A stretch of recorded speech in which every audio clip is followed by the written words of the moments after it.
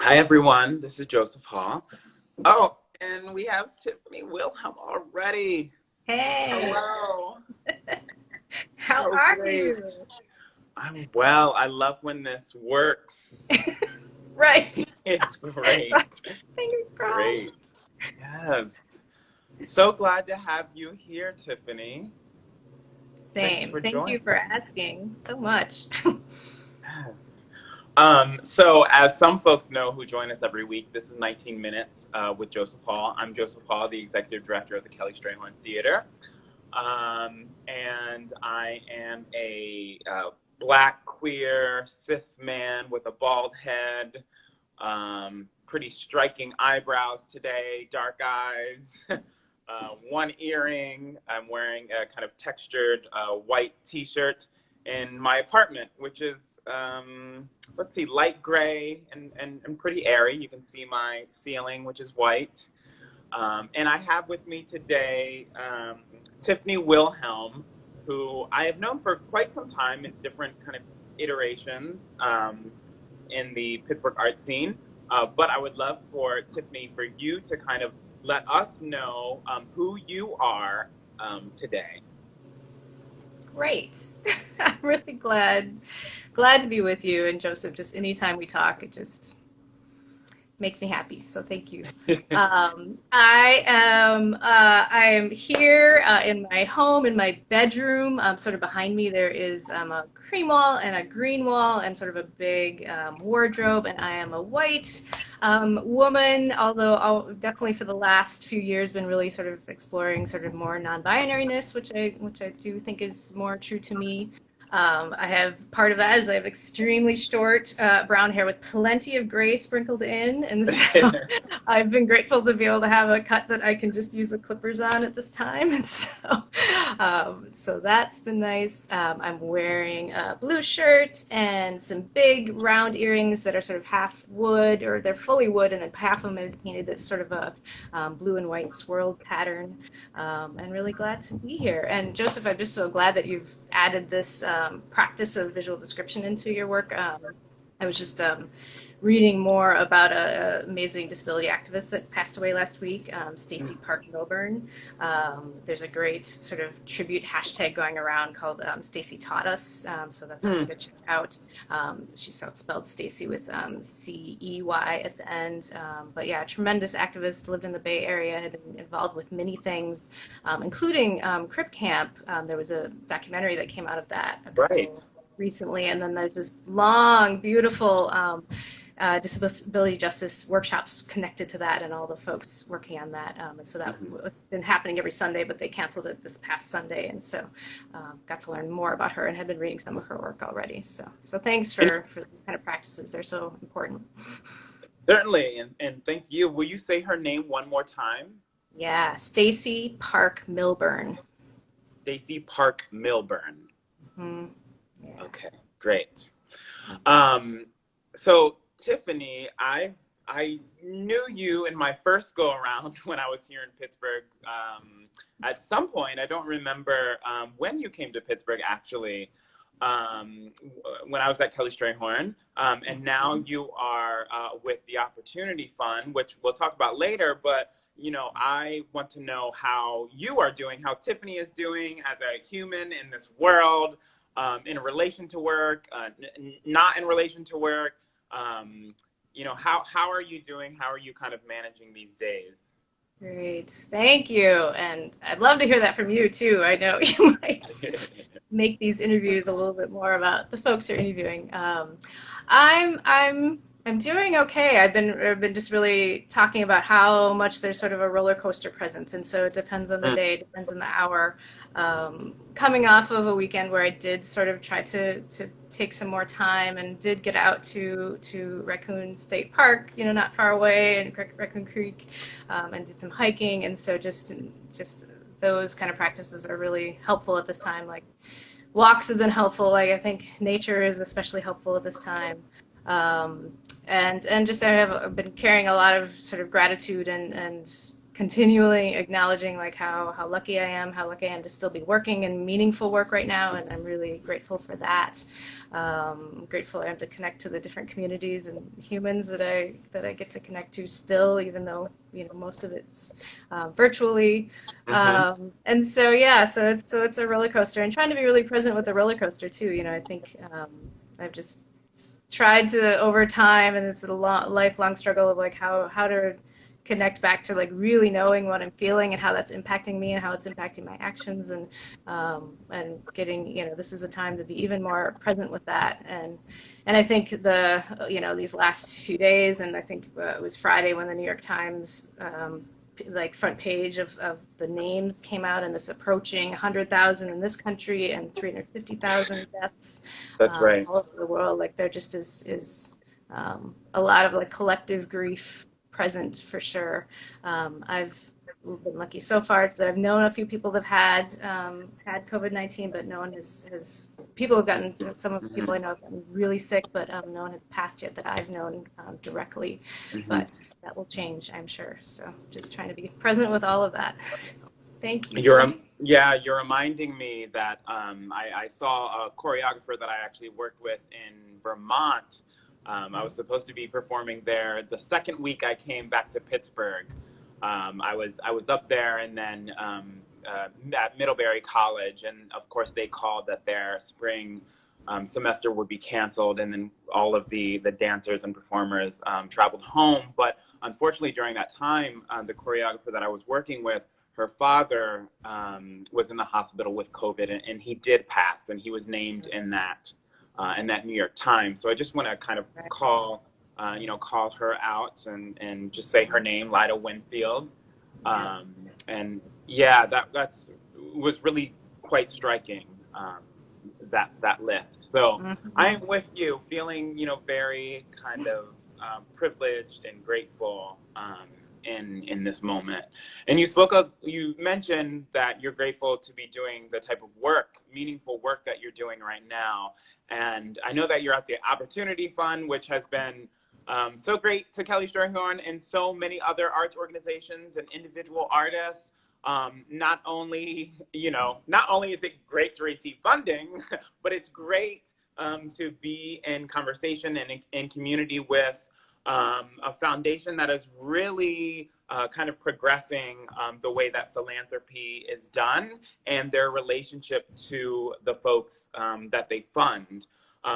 Opportunity Fund, I believe, is a small or mid-sized foundation, and it's been around for the past, 5-6 years? 5 years, yeah, not long. Yeah. I'm wondering if you can tell us just a little bit more about the Opportunity Fund, and then how the Opportunity Fund, how you think the community of the Opportunity Fund is doing.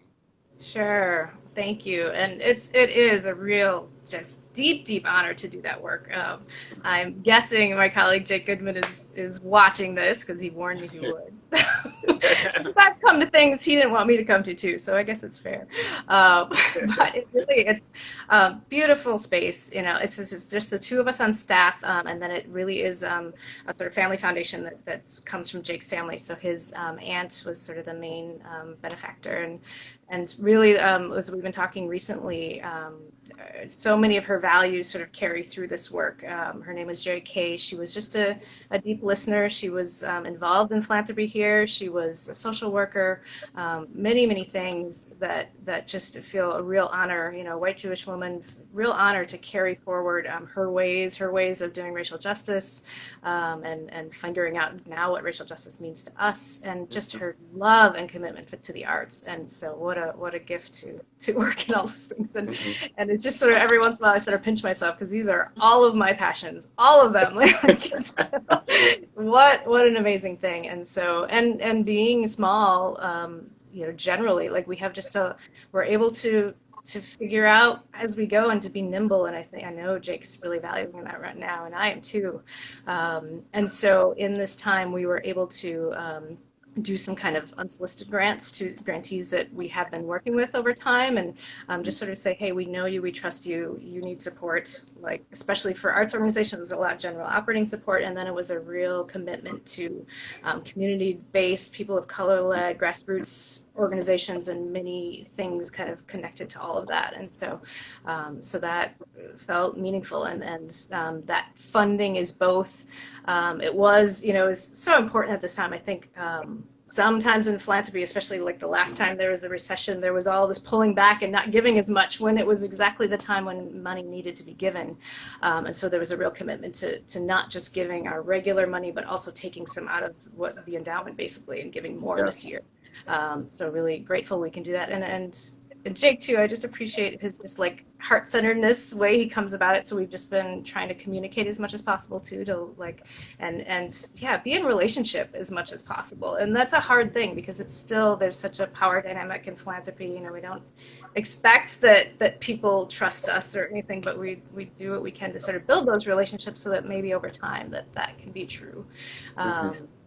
Yeah, so it has felt meaningful. And we've also there's so many levels of all of our communities for our organizations, right? But it was not last week, but the week before that we were also in the midst of all of this during kind of our quote unquote regular grant cycle. And so we had 2 different panels of folks helping us make decisions. We had some advisors talking to the Opportunity Fund board about how to evolve next. And so all of those folks were so thoughtful, and especially thinking about this time and being, you know, really being able to look at applications that came in before we knew what this world would look like and say, okay, we see what you're going to do. We know it's going to have to be different, but we know you can do something, and making those decisions really wisely, I think. So it's been good. Yeah, I love I feel tremendous kind of trust from both you and Jake. Trust that artists, that arts organizations know how to do their jobs.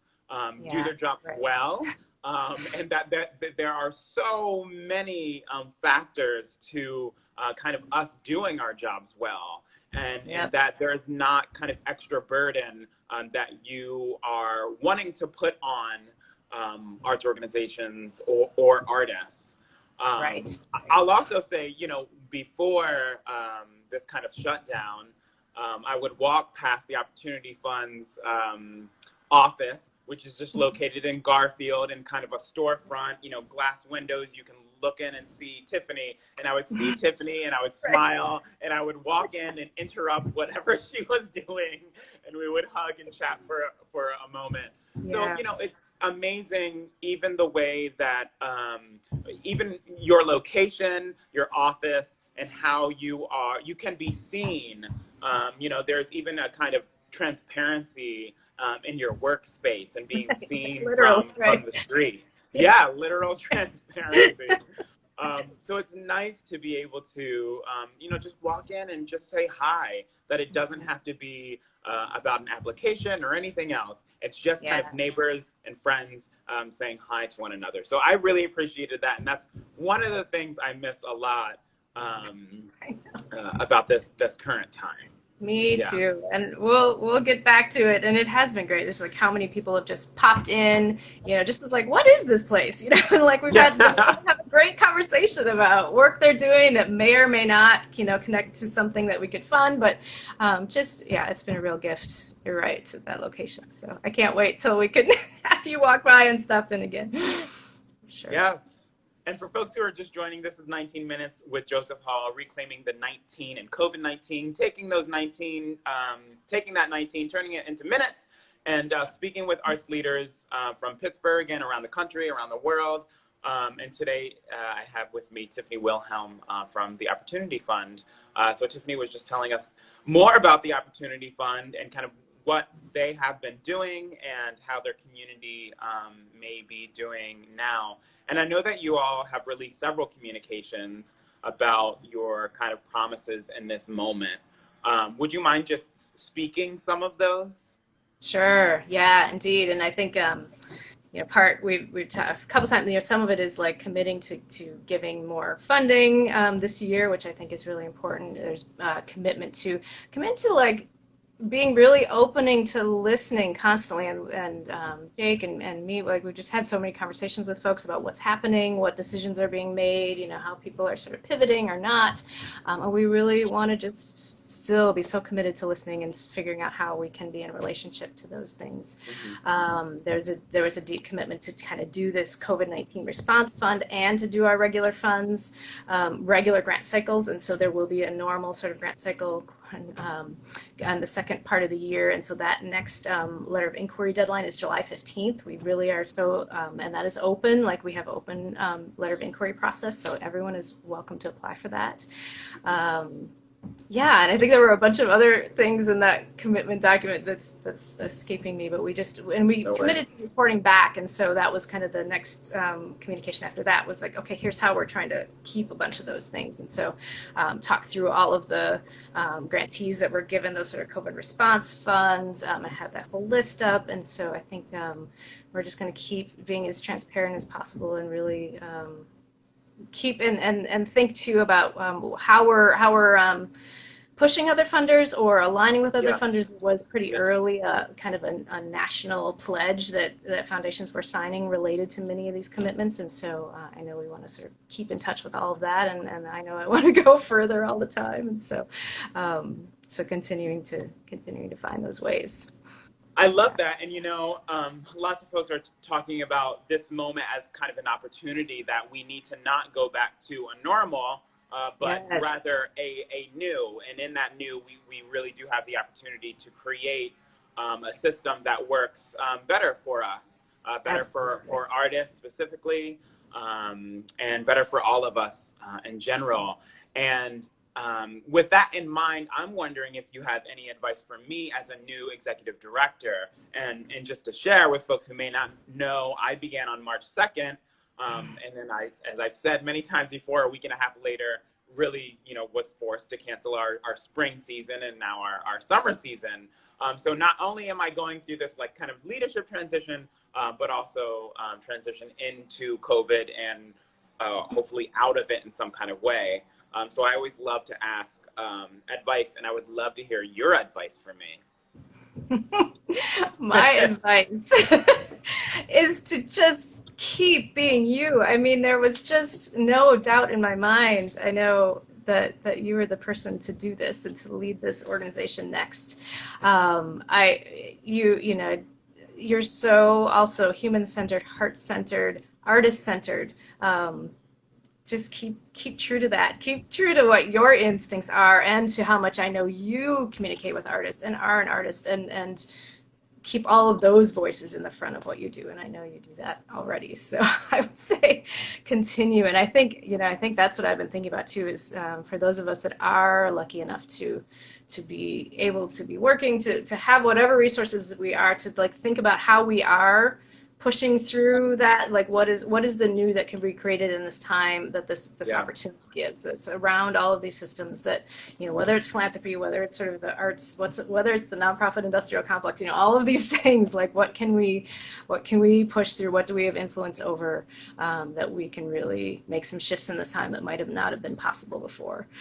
So I know you find those things and will continue to find those things, and everything that you all have been doing just in terms of the virtual programming and things too is just lovely and so well thought through and curated, and is so like building and continuing the culture that's always been part of KST and the energy that's always been part of that, and just keeping it going and expanding it and growing it into what it's going to continue evolving into all the time. So, yeah. Well, thank you, Tiffany. And of course, I cannot take credit for all of that. There are amazing folks, amazing team. Ben Pryor, our senior producer, is really helping to shape and curate all of our virtual programs. Orlana Darkins-Drury, our deputy director, is really helming a project that we'll announce soon, a virtual shared fundraiser that I'm very excited about. And then, through this time, there's so many things to figure out, which Desiree, our operations manager, has figured out, as well as the whole team. It's been really great working with a team committed to this work and really figuring things out, as well as the board. And then I'm grateful to be in community with folks like you who are, thinking in larger ways about systems change, changing systems, not only in our own industry, but as a society as a whole. Yeah. I have two last things, but I'm wondering if you have any advice or tips for all of us. What would you kind of share with all of us? Oh gosh. And I think, exactly what you just said was why already your leadership is so important, that it really is all about the people around you and the people that we're working with and the way that we share leadership and that we, disrupt like hierarchies and things too. Like that's what we need to keep working toward. And so thank you for that. And that's, and so, what advice do I always am like, why ask me? I think any of us feel like collectively is where, and anything I say is going to come from all of the wisdom from so many people. So many, it's been such a gift in this time to have access like virtually through so many more sort of people, thought leaders, workshops, all of these things, activist spaces. I've done a bunch of things with the Highlander Center workshop, all these things that, you hadn't been able to physically go to. And so now they're online and it's just a beautiful thing. And so any advice I have is just coming through all of that wisdom that's just sort of slowly over time I've absorbed and tried to work toward. But I think it really is just to like be really present with yourself at this time and to allow ourselves to be where we are and to know that some days we're just going to kind of be overwhelmed with the uncertainty, the grief, the loss of focus that all of that causes, and that we're sort of going through a collective trauma, and to be able to acknowledge that and acknowledge how that's impacting us, I think is important.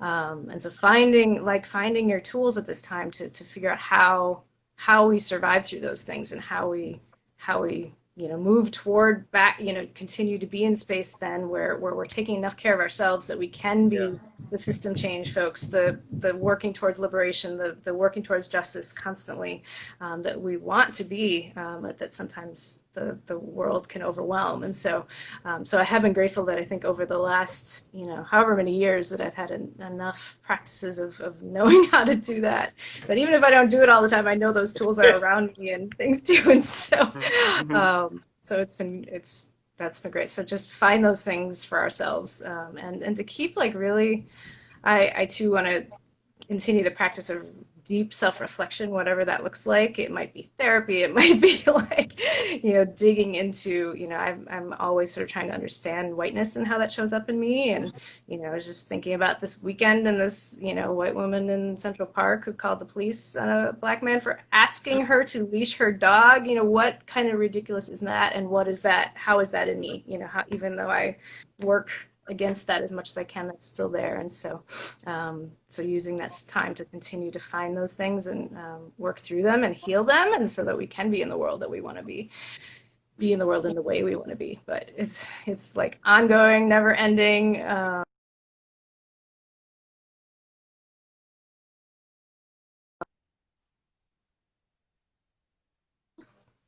That's fantastic, and I feel like I'm giving you snaps, lots of snaps.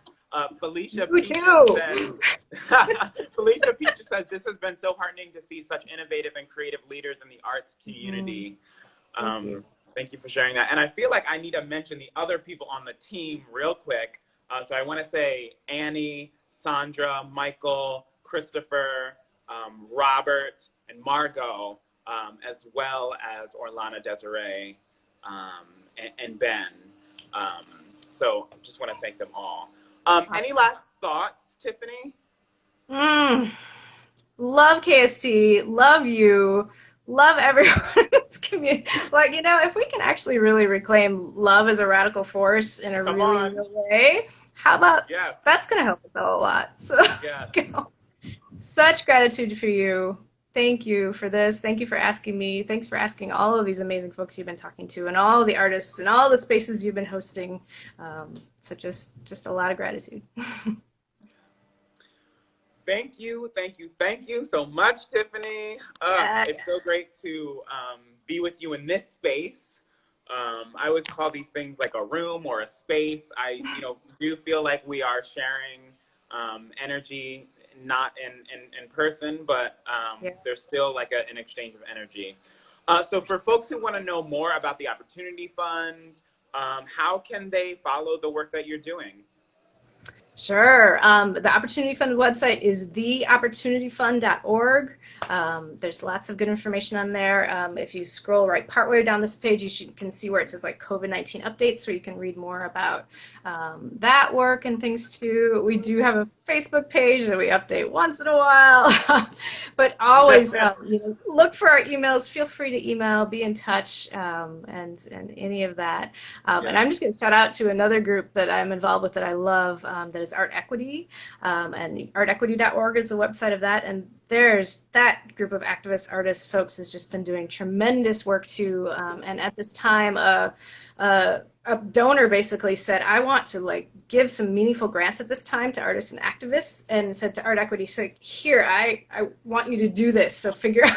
Yes. And so some tremendous support has been going to that kind of community of arts and activists, and then every like group that you can think of that anyone in that network has recommended. So there's a list on that website that's just a tremendous list of groups, and beautiful transparency there too, and how that funding is going. So it's just there's tremendous work happening all over the place. So grateful for that. That's great, and I feel like let this be an invitation to anyone who would like to donate money, who sees extra money lying around. Artists need your support. Please reach out to the Opportunity Fund or to artEquity. If you feel the need and you have the means, we invite you wholeheartedly. Yes, and leave, white folks, especially white folks, think about how you are redistributing your wealth to people of color led things, artists, all of that. Do it, please. And I need to there have been so many comments and love. So Margot says, thank you both. John says, love. Kyle Crawford says, love to the whole KST family or team. Thank you, every one of you. There's lots of hearts.